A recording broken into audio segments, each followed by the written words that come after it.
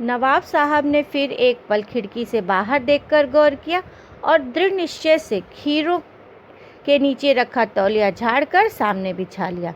Seat के नीचे से लोटा उठाकर दोनों खीरों को खिड़की से बाहर धोया और तौलिए से पोंछ लिया। जेब से चाकू निकाला, दोनों खीरों के सिर काटे और उन्हें गोदकर झाग निकाला।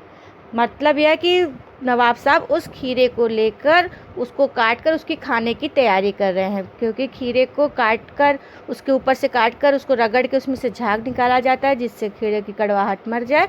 तो वो सारी प्रक्रिया कर रहे हैं। फिर खीरों को बहुत ही एहतियात मतलब सावधानी से छील कर फाँकों को करीने से तौलिए पर सजाते गए। मतलब उन्होंने खीरे को अच्छे से धोया, काटा और छील कर सजा लिया। लखनऊ स्टेशन पर खीरा बेचने वाले खीरे के इस्तेमाल का तरीका जानते हैं। ग्राहक के लिए जीरा मिला नमक और पिसी हुई लाल मिर्च की पुड़िया भी हाजिर कर देते हैं।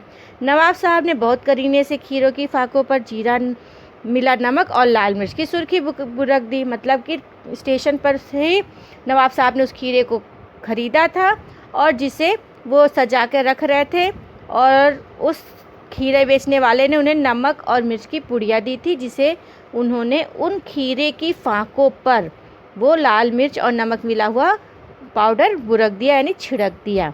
उनकी प्रत्येक भाव भंगिमा और जबड़ों के स्फुरण से स्पष्ट था कि उस प्रक्रिया में उनका मुँह खीरे के रसास्वादन की कल्पना से प्लावित हो रहा था। प्लावित हो रहा था मतलब मुंह में पानी आ रहा था। मतलब कि लेखक को नवाब साहब को देखकर ही प्रतीत हो रहा था कि इस खीरे को देखकर नवाब साहब के मुंह में पानी चला आ रहा है।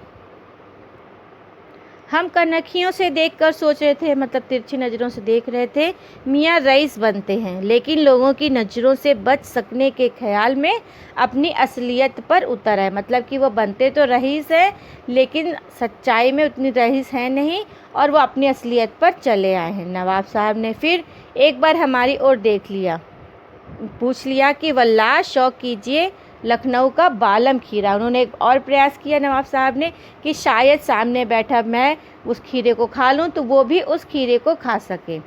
नमक मिर्च छिड़क जाने से ताज़े खीरे की पनियाती फाँकें देखकर पानी मुंह में ज़रूर आ रहा था, लेकिन इनकार कर चुके थे। यानी कि लेखक को देखकर मुंह में पानी तो आ रहा था, लेकिन पहले ही वो एक बार मना कर चुके थे, इनकार कर थे, मतलब मना कर चुके थे कि मुझे नहीं खाना।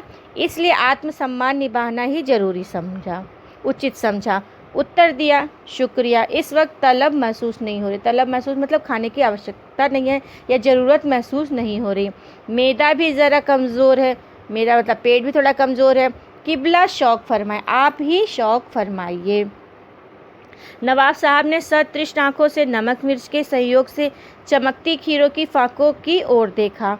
खिड़की के बाहर देखकर दीर्घ निश्वास लिया, मतलब बड़ी ठंडी सांस ली।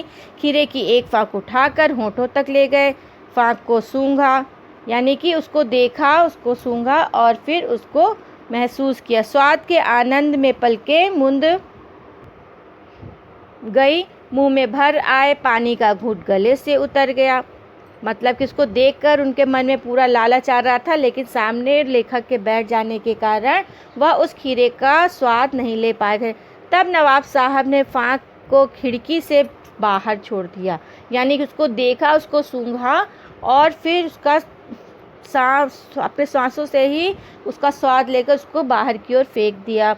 नवाब साहब खीरे की फाँकों को नाक के पास ले जाकर वासना से रसास्वादन कर खिड़की से बाहर फेंकते गए, यानी एक एक करके उन खीरों को सूंघते, उसके गंध को महसूस करते और फिर बाहर फेंकते जाते। नवाब साहब ने खीरे की सब फाँकों की खिड़की के बाहर फेंक कर तौलिए से हाथ और होंठ पोंछ लिए और गर्व से गुलाबी आंखों से हमारी ओर देख लिया, मानो कह रहे हों यह है ख़ानदानी रईसों का तरीका। यानी कि सिर्फ अपनी रईसी दिखाने के चक्कर में वह खीरा खा ना पाए नवाब साहब, सिर्फ अपनी रईसी दिखाने के चक्कर में उन सारे रसीले खीरों को वो खिड़की के बाहर फेंकते गए।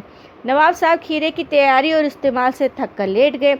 हमें तस्लीम में सिर खम कर लेना पड़ा, यानी कि उसकी तैयारी में खीरे को उन्होंने धोया, सुखाया, पोछा, छीला, काटा, ये सब करने में वो बहुत थक गए थे। और इन सब की तैयारी को देख, उनकी नवाबी शान को देख के हमें उनके इज्जत में अपना सिर खम कर लेना पड़ा, अपने सिर को झुका लेना पड़ा। यह है ख़ानदानी तहज़ीब, नफ़ासत और नज़ाकत।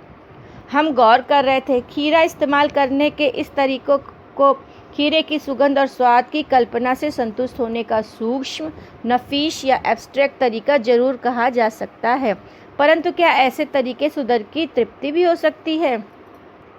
लेखक कह रहे हैं कि हमने देखा कि ये जो खीरा इस्तेमाल करने का तरीका है, जिसमें सिर्फ सुगंध और स्वाद कैसे ले रहे हैं, सिर्फ कल्पना से, और उससे वह संतुष्ट भी हो रहे हैं। ये जो नफीस, बढ़िया और सूक्ष्म तरीका है उसे सूक्ष्म तरीका तो कहा जा सकता है, लेकिन क्या इस तरीके से उदर की तृप्ति यानी पेट भी भर सकता है? नवाब साहब की ओर से भरे पेट के ऊंचे डकार का शब्द सुनाई दिया, यानी कि नवाब साहब ने ये दिखाया कि हम उससे संतुष्ट भी हो गए हैं और पेट भी भर गया है। और नवाब साहब ने हमारी ओर देखकर कह दिया, खीरा लजीज होता है, लेकिन होता है शकील, नामुराद मैदे पर बोझ डाल देता है। नवाब साहब के ऊंचे डकार से यह दिखा रहे थे कि उनका पेट भर गया, और ऐसा करके उन्होंने हमारी ओर देखा, यानी लेखक की ओर देखा। देखकर क्या बोलते हैं, खीरा लजीज होता है, मतलब टेस्टी तो होता है, लेकिन होता है शकील, यानी आसानी से ना पचने वाला, नामुराद मैदे पर बोझ डाल देता, यानी पेट पे भारी कर देता है, इसलिए मैंने उसको काटा, सूंघा और फेंक दिया।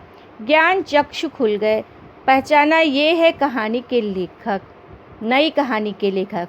लेखक कह रहा है कि उनकी, नवाब साहब की इस बातों से लेखक को नया ज्ञान मिला कि खीरे की सुगंध और स्वाद की कल्पना से पेट भर जाने का डकार आ सकता है, तो बिना विचार, घटना और पात्रों के लेखक की इच्छा मात्र से नई कहानी क्यों नहीं बन सकती। यानी उस समय लेखक को यह पता चला कि जब बिना खीरे को खाए, सिर्फ इमेजिनेशन से जब किसी का पेट भी भर सकता है और डकार भी आ सकता है, तो फिर नई कहानी, कोई भी कहानी किसी विचार, घटना और पात्र के भी सिर्फ लेखक की इच्छा से क्यों नहीं बन सकती। इस विचार से लेखक खुश हुआ और अपने गंतव्य की ओर बढ़ गया। धन्यवाद।